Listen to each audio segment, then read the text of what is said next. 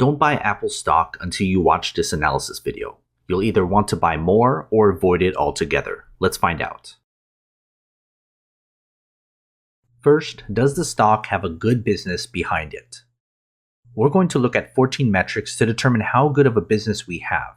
Each metric will be added up to 70 to see where we are on the scale, which can range from a terrible business all the way to a great business. These first 5 metrics deal with the company's financial health. To get those 5 points, earnings growth will need to be 20% or higher. Profit margins will need to be 40% or higher. Operational effectiveness will need to be 80% or higher. The average employee value needs to be $400,000 or higher, and the quick ratio will need to be 2.5 or higher for a max 25 points. The next 4 metrics show us the shareholder opportunity. To get those 5 points, the dividend yield will need to be 4% or higher, payout ratio will need to be at 0%, cash and its equivalent will need to be $75 billion or higher, and the stock returns will need to be 15% or higher for a max of 20 points. And the last 5 metrics deal with the company's business valuation.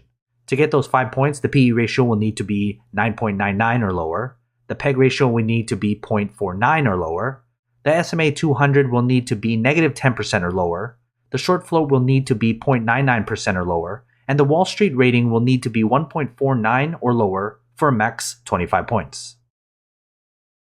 Adding all 14 metrics together, we get the business grade for the company with a max point total of 70 being the perfect business. But as long as the total is above 35, we have a good business behind the stock. For long-term investors, I try to avoid stocks with a weak or terrible business, regardless whether it's undervalued or not. Next, is the stock undervalued right now? I use a 30-year intrinsic value model with a 10% margin of safety to account for any errors. This margin is purely optional, but I like to include it in my calculations to be more conservative in my estimates. The intrinsic value is scaled from 0 to 100 depending on its value relative to its current stock price. This can range from expensive all the way to being a bargain. Taken alone, a point value over 50 means the stock is undervalued right now. But be careful because many terrible businesses can be undervalued, and it doesn't necessarily mean it's a good investment. Before we get to our final grade, join my Patreon. You'll get access to every company I've analyzed, good for short-term and long-term investors. It's updated all the time. Go to patreon.com/GrowthShares or click on the link in the description. We can now add up our business grade and our intrinsic value. Taking the weights into account, we can surmise the final grade on a 0 to 100 point scale. This can range from a bad investment all the way to a great long-term investment.